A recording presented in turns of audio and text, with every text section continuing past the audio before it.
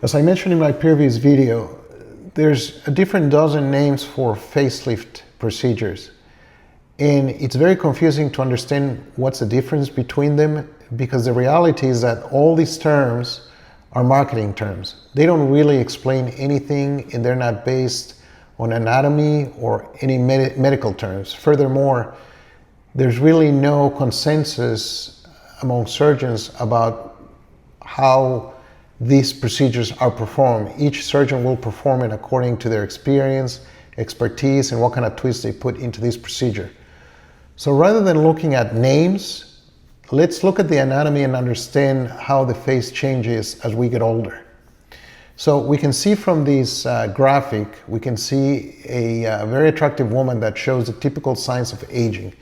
So the first thing that we see is that there's a line dividing the face. And this is probably the most important concept of this graphic.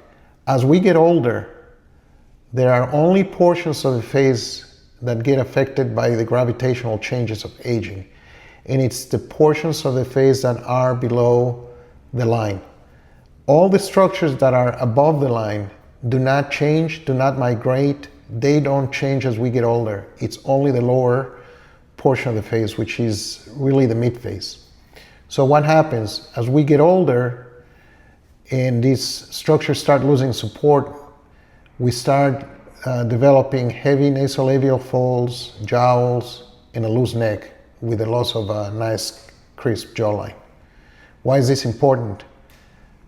Because if your surgeon doesn't understand that there are only portions of the face that are aging and some portions do not age, and a procedure is performed where everything is pulled uniformly, this is where you end up looking pulled and you end up looking fake.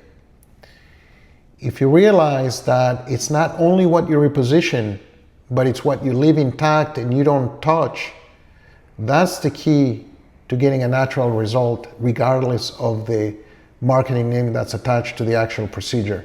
So the key to a natural facelift procedure is, number one, understanding which parts of the face age, and then only lifting or repositioning the portions that have migrated down because of gravity, and more importantly, leaving the portions that have not changed, leaving them intact.